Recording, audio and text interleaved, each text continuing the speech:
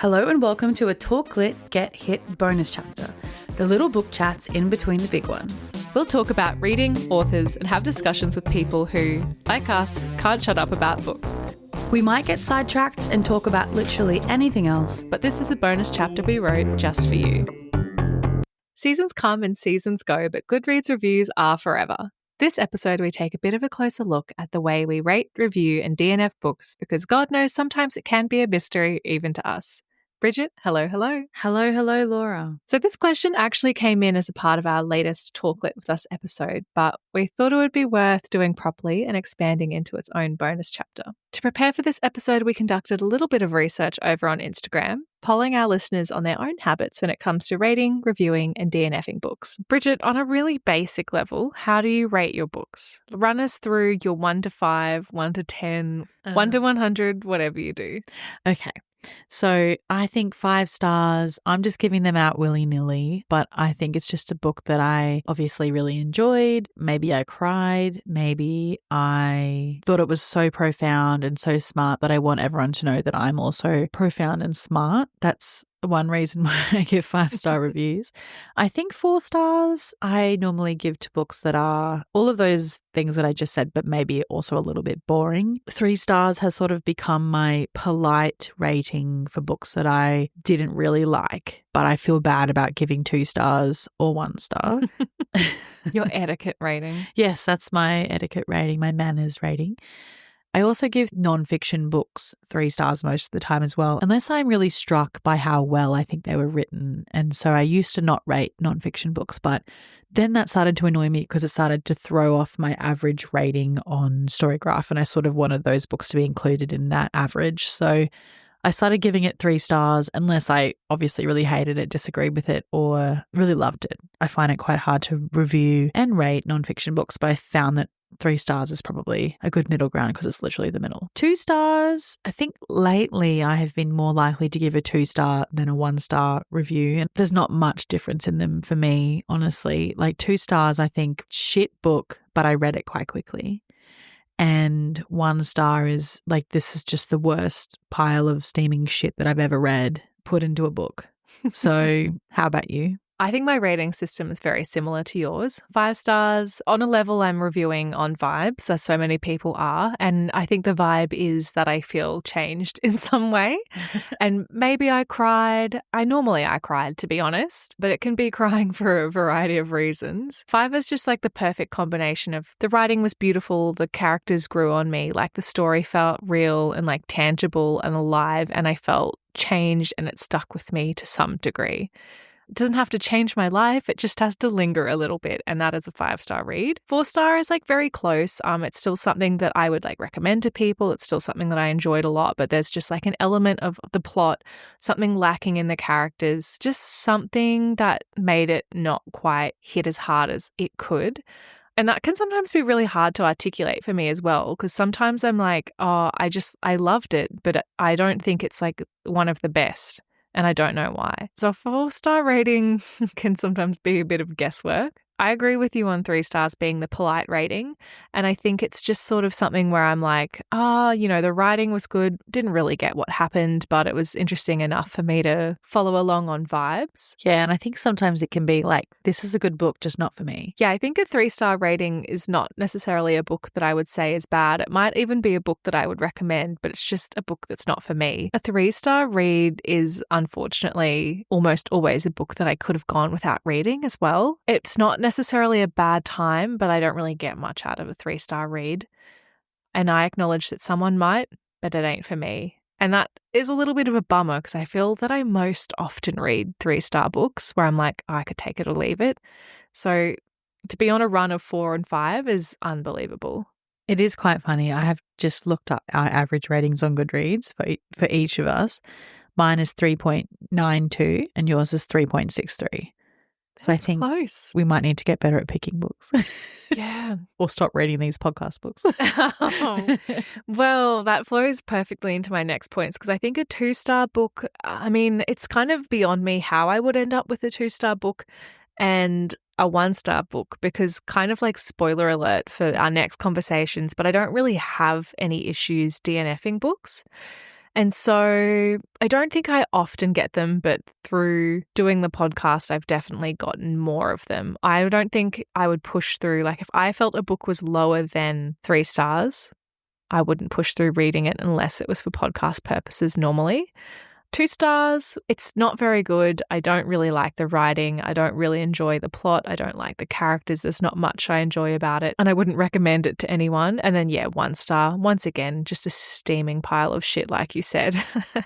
Like those are only the books that I've persevered. I only get to a 1-star rating through forcing myself to finish reading it. That's a weird thing to do in your personal time, unless you were doing it for something like this, right? Like I do it often, but yeah. I mean, it's a really normal thing to do. What about like 1/2 stars and 3/4 stars? How do you feel about them? I think if I was going to give a 1/2 star, it would be like a 4.5 star, because there might have just been like one thing that wasn't quite right for me, or maybe it was like a tiny bit boring in parts or slow, or I found it hard to get into. But I think I have given like 0.5s before. I think it's probably because I started my reviewing journey on Goodreads, and obviously they don't offer like an official 1/2 star option. But as I started to use Storygraph, I have utilized that function a few times. I am constantly amazed though when I see people that do like 2.75 stars, and I'm just amazed by how they have the system to do that. And I want to know more about that. I'm like you. I don't really go in for the 0.75, 0.25, although I understand the appeal. But I think if I'm rating a, 3.5, 4.5, whatever it is, it's because I can't quite articulate it, but there's something that didn't make it either a 3 or a 4. And I'm not going to be able to figure out a 0.25 difference if I can't figure it out one way or the other. So just like you, I also started my reviewing career on Goodreads. So I am depressingly quite locked into the 1, 2, 3, 4, 5 system. But a 0.5 is nice when you can't quite make up your mind either way. I think like a 3 star, a 3.5 is where I'll do it most typically, because 3 feels quite harsh and sometimes they're just a little bit elevated. Do you ever revise your ratings? I don't currently revise my ratings, but I think I would like to start doing that. I think there's many, many books that I think I would need to read again to double check that rating. I think often I see something and I'm like, oh, did I give that 5 stars? And I can't remember a thing about it. Obviously, as we learn and grow and like new things happen in the world, you think, oh, that is interesting that I gave that book 5 stars. I wonder if I would today. How about you? Do you often revise your ratings? I'll sometimes revise them. You know how Goodreads puts up that shelf of your favorite books? Yes. Mine were really embarrassing. It was like from when I first started reading quote unquote serious literature and when I first got Goodreads. So unfortunately I had books like American Psycho and I can't remember. I think there was like some Cormac McCarthy and bloody hell Fight Club or something like that on there as 5 stars. So I will revise those because, I don't remember a thing about them. And I know so wholeheartedly that I was just trying to be cool when I did that. Sometimes I will review my books' ratings kind of like in relation to one another. Normally towards the end of the year, if I look back over what I've rated, like, well, those ones were better. Those were the better books I read this year. So I'll bring it up to a 4. And you know what? Maybe that was a 5 because I've been thinking about it a lot since. It's not something I do often though. I'm not like actively monitoring my reviews to fact check myself constantly. Yeah, I think that's interesting, like in relation to each other, because I definitely feel like that at the end of the year. When I imported my Goodreads data into Storygraph a few years ago, I was struck by those books that I had marked as my favorites all those years ago. And I was like, oh, what the heck? And I think in that circumstance, what I would do, instead of changing my rating, I would just remove it. And so I would just take away the 5-star rating and leave nothing, because I can't remember enough about it to like adjust it to where it should be. So I've just taken it out of the favorites, taken out of the 5 stars, and then maybe one day I'll have a think about it or read again. But I mean, let's be real, I won't.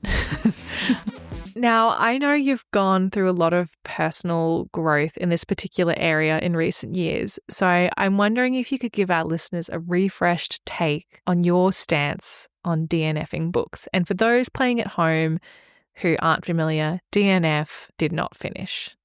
I am in currently rehabilitation from never being able to DNF a book. So in the past, I have thought, no, I must read every single book that I have on my list because I put it on the list and that means that I have to read it. Doesn't make sense, but that's how my brain was working. At some point, I just thought, I can't do this anymore. I have so many books I want to read, and so many of these books suck.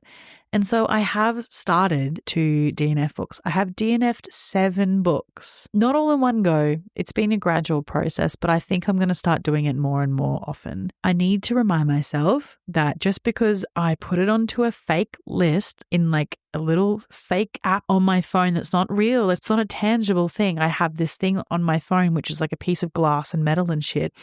I don't have to read a book that I don't want to read. And I don't know why it's taken me so long to realize this. I've recently DNF'd a few books and it made me feel great. So I'm going to keep doing it. It is a good feeling. I'm team DNF. I DNF all the time. And it's not even like I'll never pick this book up again. I am a big mood reader, so I think as exhibited in my 1-star and 2-star ratings, if I push myself to read a book, then I'm going to end up resenting it. So I want to avoid that. I mean, some of the books that I've enjoyed so much are books that I picked up, read 30 pages of, and then thought, yeah, not right now. And then when I pick them up later, I've really enjoyed them. So if it's not serving me, I won't read it for now. When you pick them up again later, do you start from the start or do you start from where you got up to? I start from the start, and then if I feel like I remember it, then I'll try to skip through. Yeah. But normally I've forgotten it. Do you have any particular books in mind when you think about DNFing books? It depends on the reason, I think. Babel, for example, is a book that we recently read for the podcast and a book that we both loved like intensely. But I had tried and failed to read that quite a few times. So I think that's a good example of a not right now. But then in terms of a book that I finished in kind of disgust or repulsion, I think a good example would be The Claiming of Sleeping Beauty by Anne Rice. I got mere pages into that and found myself so disgusted by the way the story was set up. You know, it's like, if I wasn't reading it for the podcast, why am I persevering? If I know so clearly from the outset, it's not for me. What about you? One that I have recently DNF'd is a book called Blue Graffiti by Callahan Skogman. This was an ARC that we received as part of the podcast. I always try to give ARCs the benefit of the doubt, and I'm so grateful that we get them. So it is quite a big decision to DNF an ARC for me, but it was so boring. It was narrated by a man, written by a man as well, and it was pretty much just Budweiser fan fiction. And the whole thing was like, I love this bar. I went to this bar from the day that I was born. I'm going to buy this bar. And then like him and his friends went into the bar and were like, hey man, let us buy the bar off you. And the guy was like, nah, I'm good. And they got mad. And so at that point I was like, I actually can't support these people anymore. I'm not reviewing. Sorry, chose to not review. And I felt really good about that. That's amazing. I think maybe we continue on with giving examples because I think this will provide some much needed context for our rambling explanations of our rating systems.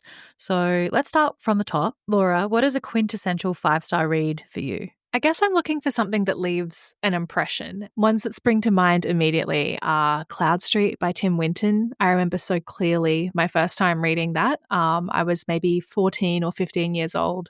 I know a lot of people read it in English and hated it, but for me, it just felt so new and special. From memory, the writing plays with style a little bit. I think there's no inverted commas around dialogue, and it was using a lot of slang, and it just felt so evocative and different from anything I'd read before. The Secret History by Donna Tartt would be another one that I'd put in that category. I just feel like it unlocked this whole part of my brain, this whole genre that I had been searching for unwittingly. And one more book that I think I'd put in that category is The Perks of Being a Wallflower by Stephen Chbosky. That probably did genuinely change the trajectory of my life. It's such a special book. Again, so unlike anything I've ever read before. Lost the ability to write in all capitals with any form of punctuation for about 3 years after reading that one. All the stars. Amazing, no notes. How about you? All the stars, amazing, no notes. It's kind of my vibe for most of the books that I read. So when I was compiling my examples, I was looking on Storygraph, and out of the 828 books that I have reviewed, 169 of them I've given 5 stars, and that is the most I've given to any rating. So I'm just like, you get a 5-star, you get a 5-star, and I'm having a great time. So when I think about the books, I mean, it could be any of them, but some recent ones that I have to bring to the table are The Idiot by Elif Batuman and Henry Henry by Alan Bratton. full disclosure, I have just recently read them, so it might be suffering from some kind of recency bias, but I love these kinds of books because they're just rambling. They're a little bit sad for no apparent reason. There's not much plot. They're quite atmospheric. When I was looking at The Idiot on Storygraph, the AI summary described it as self-mocking, and I think that's something that I really enjoy. I like characters that don't take themselves too seriously. I just think like the stakes are never that high in the books that I love the most. And so in a book like The Idiot, she's a student at Harvard and then she goes on like a summer working trip to the Hungarian countryside and like nothing happens. But I've read this book now for the second time and I'm like, is this my favorite book ever? Maybe. But like why? Don't know. No thoughts. Okay, let's go down the ladder a little bit. 4-star book. Laura, what is an example of a 4-star book for you? An example that springs to mind would be My Brilliant Friend by Elena Ferrante, which is a book I loved, but I can't help but feel like it needs to be built upon. I think it's a book that would be improved by more, and in this case, I think that more is the rest of the series. Maybe it's not fair to do a series, so I guess another example could be If We Were Villains by ML Rio, which we read on the podcast. Another book I loved. Plot was outstanding. I found some of the characters a little bit cringe and some of the writing a little bit lame, but I loved it overall. It was like such a great time. What about for you? I think this is going to sound a bit dumb, but I think books that have really nice writing and maybe a little bit too much plot is what I would give a 4-star, like maybe a bit too serious or too many things going on that are stressing me out, but I can still see that it is a really well-written book. That's not always the case though. If a book is serious and leaves me feeling devastated, then that's a 5-star. But 2 examples I have, actually 2 more ARCs that we've been given. Blue Light Hours by Bruna Dantas Lobato and Grey Dog by Elliot Gish. Both of them have beautiful writing and I think it would be quite easy to get lost in them. But I think what's missing for me was that humor or like self-deprecation. I just didn't feel as deeply about the book as I could have. That being said, I have rated 113 books 4 stars. So like I'm still just having a good time and just handing out these positive report cards left, right and center. You're in a high school movie and the 4-star ratings are flyers and you're throwing them down the stairwell. Come to my party. Yeah. Food fight. Now we are in the middle of the road, middle of the rating.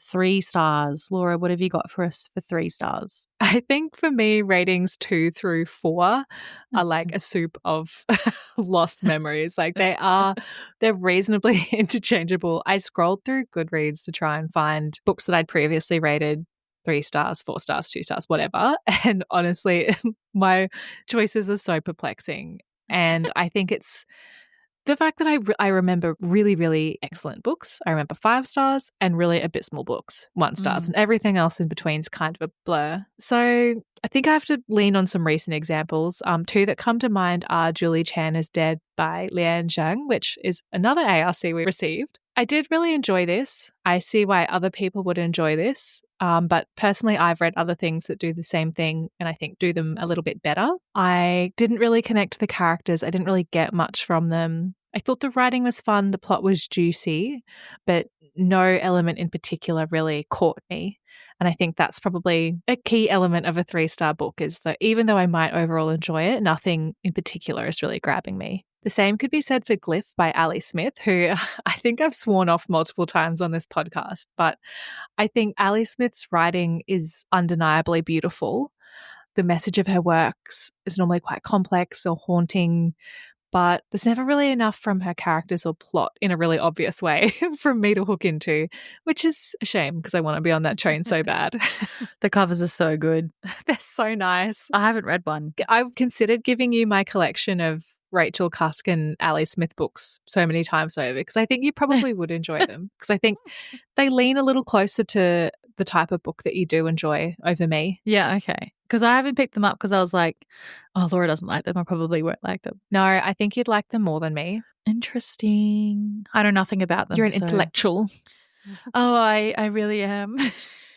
They're more vibes. What about a 3-star book for you? I've been confronted about this choice a few times in real life since I put myself on blast on the internet, but Orbital by Samantha Harvey was so boring to me. Like, I can't even explain how boring it was. I know that other people would like it, so I couldn't justify giving it a 2, but I think a 3 is like the polite rating. I felt bad giving it lower, but I could not go any higher. I just don't want to read about space, and some might say that I should have known. There were so many signs, and I would not disagree. But I think 3 stars is just, thanks for your writing. Thanks for the effort. But unfortunately, you did not please me. Next. Guards, take them away. Release the hounds. That is the vibe. So sorry, Samantha Harvey, whoever you might be in this world, but it's just not for me. Okay, now we're going to really get into the not for me's. 2-star. Laura, what have you got? I think a 2-star is where I start to feel like a real elitist bully. And it's hard to see myself as a good person because this is where I start to wonder how anyone remotely intelligent could find genuine joy in these books. Because I think I do sometimes find joy, but I know that it's mocking. So I'm thinking Life and Death by Stephanie Meyer. I wouldn't deny that I had a good time reading this. Do I think it's good? No. Would I recommend it to anyone? No. Would I judge you if you loved this book with your whole chest? Yes. Divergent, I think that's kind of similar, although less judgment because, it was quite formative. It was a time. It was a time. I'm obviously not going to get the same things out of it as a 31-year-old as I would reading it as it was intended, age 15.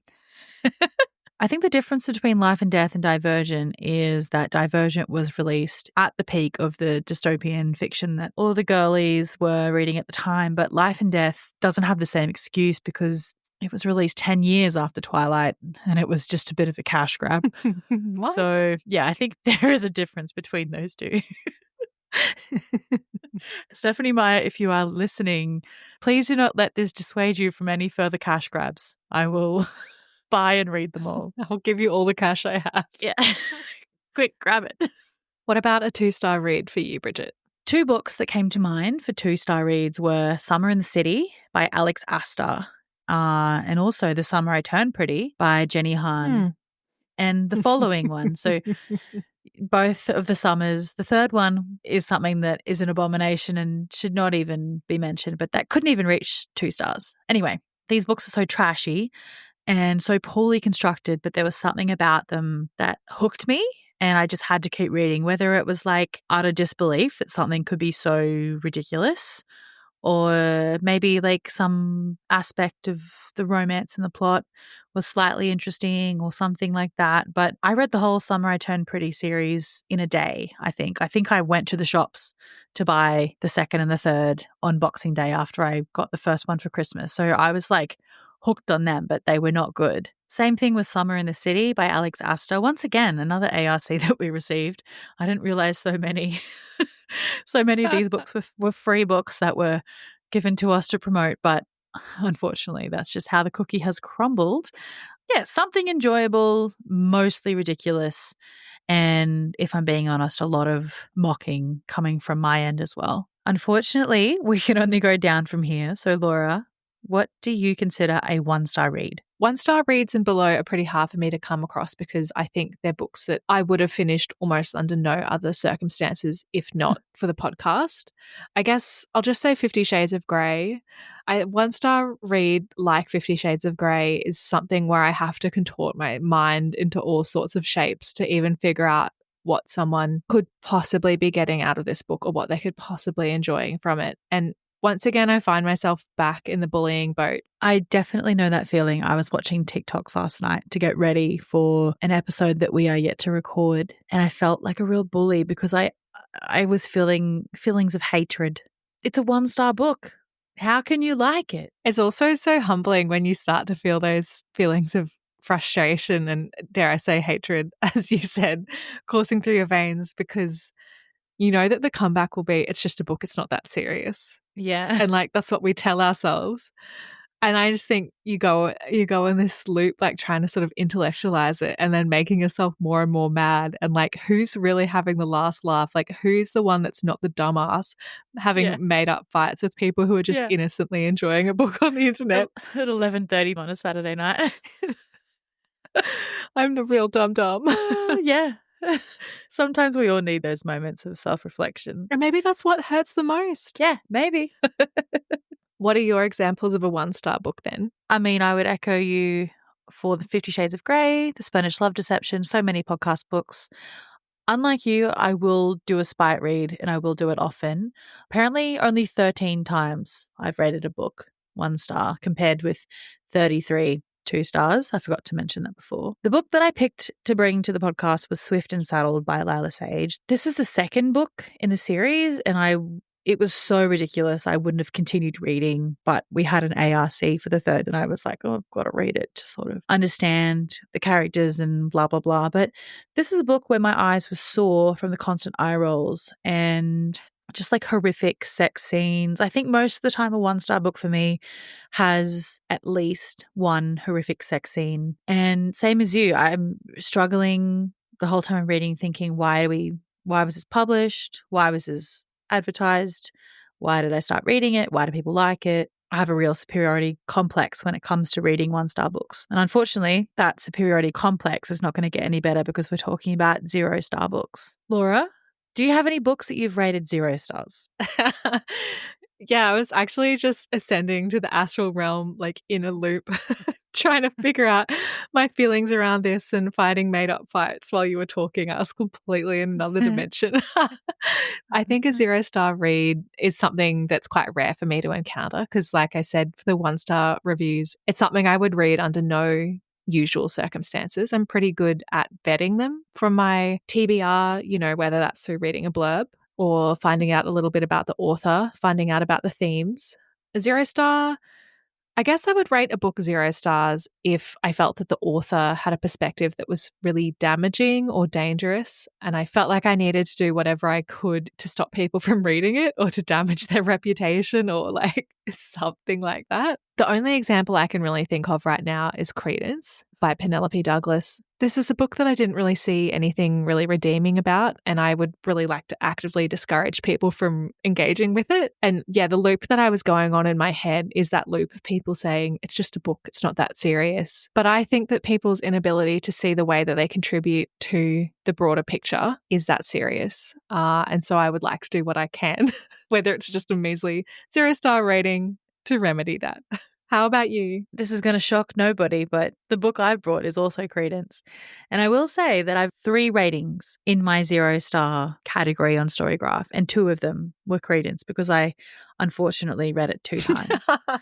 So 2 out of 3 were Credence by Penelope Douglas. And I 100% agree. I think the ramifications of a book like this being organically marketed by TikTok influencers, Bookstagram influencers is really damaging.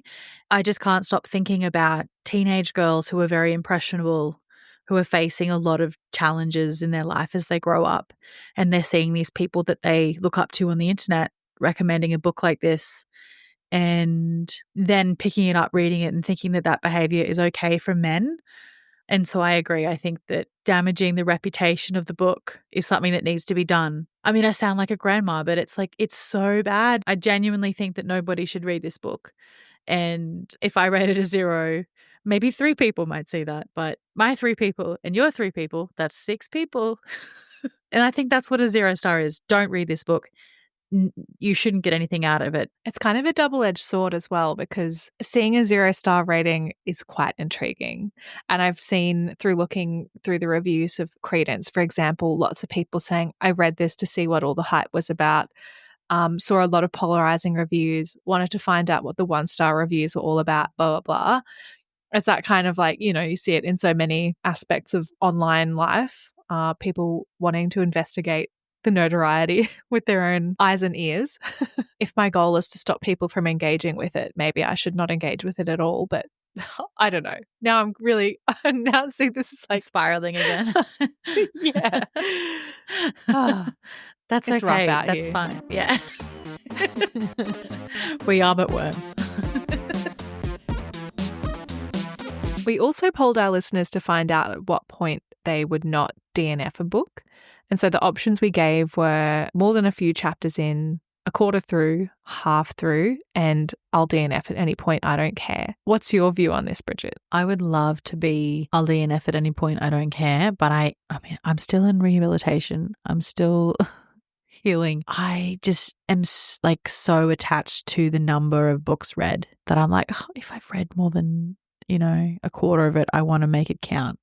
Like, I can't read all this for nothing. But I think I need to stop thinking like that. I think it should be any time. For me, maybe half through is where I would draw the line. Not always. It's like not a black and white thing. But I think the revenge that I seek is just lazy reading. If I've gotten halfway and I'm like, you know what? This book sucks. I don't even want to keep reading it. Then I'll be like, fine, I'll just skim it.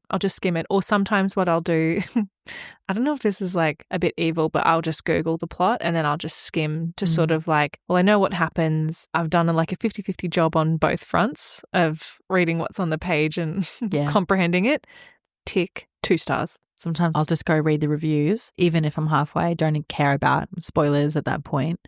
Just to sort of see if it's worth it. And it's often not, but I just keep reading anyway. But I think reading the reviews, it's sort of like having someone to bitch with about the book. Like, you're like, oh, yeah, tell me about it. I'm still reading it. But yeah, I get it. It feels so validating. Yeah, it is validating.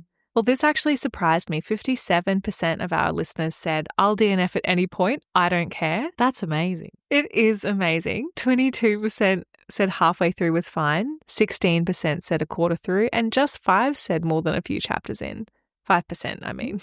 Another question we asked our listeners was, do you ever revisit books you DNF? I think I've already answered this. Sometimes yes, although it depends on the book. What about you? At this point, no.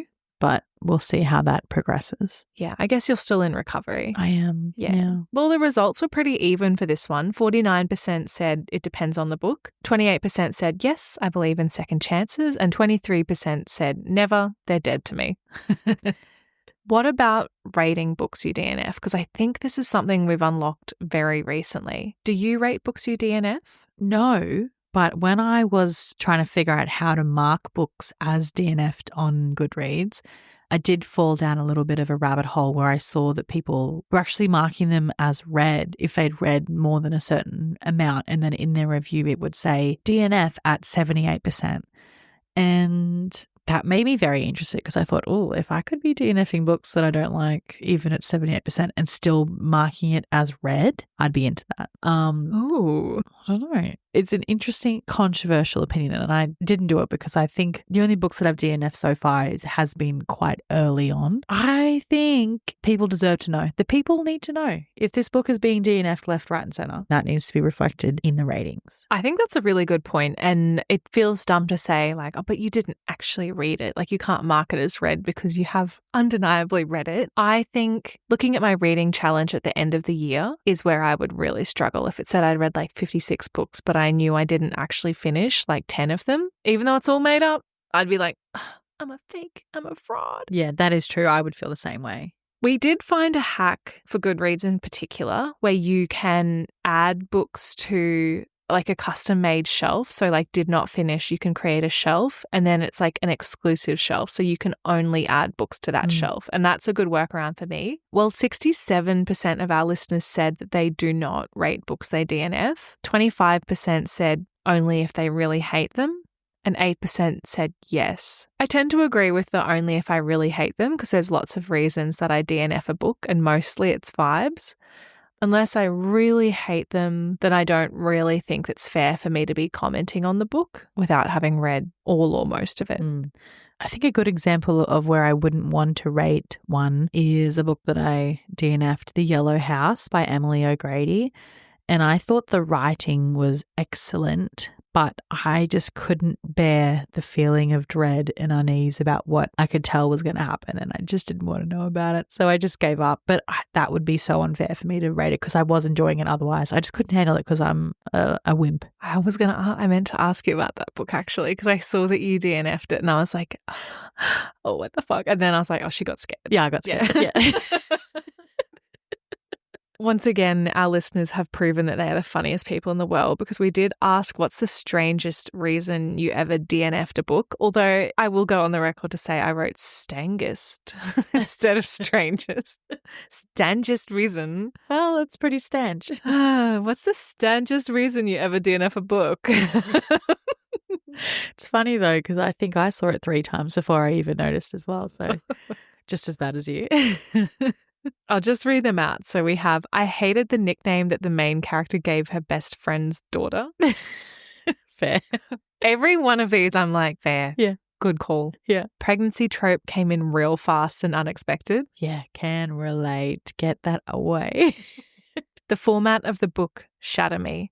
It's written with a bunch crossed out, equaling sensory nightmare. Oh. That sounds like hell. Like all the words are crossed out. I think so. Oh my God. It's like an early 2000s pop punk album in the lyric exactly booklet. what I was thinking. That's so like Avril Lavigne. Yeah, that's exactly what I was thinking. Did you think yours was Avril Lavigne's real handwriting that she'd written and made for you? Yeah, but then like when I got the Veronica's first album, it was in there as well. I was like, oh, okay, this is performative. So then I had to revisit my thoughts about Avril.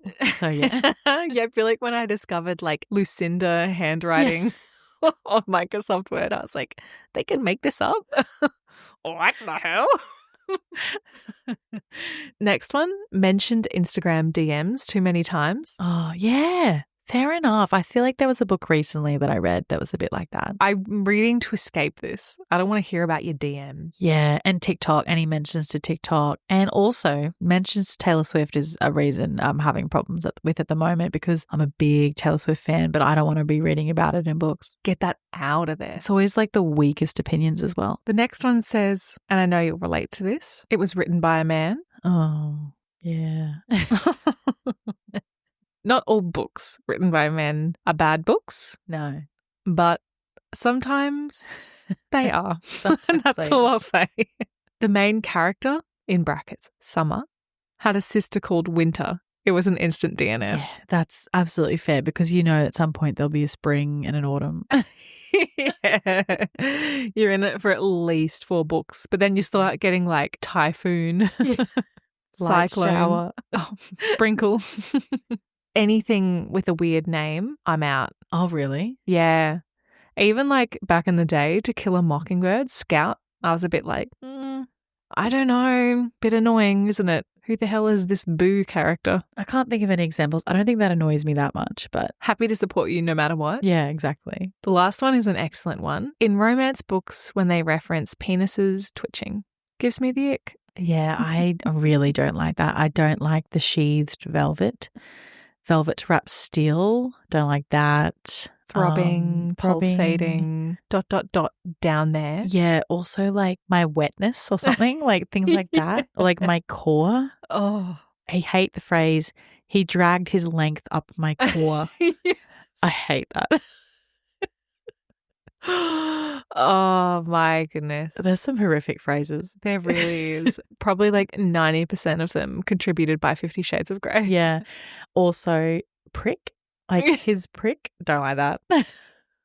What about you, Bridget? Do you have any unusual reasons you've DNF'd a book? Not yet, but I hope soon I'll be able to report back with one. Remain optimistic. You? Yeah. All of the above could have done it for me.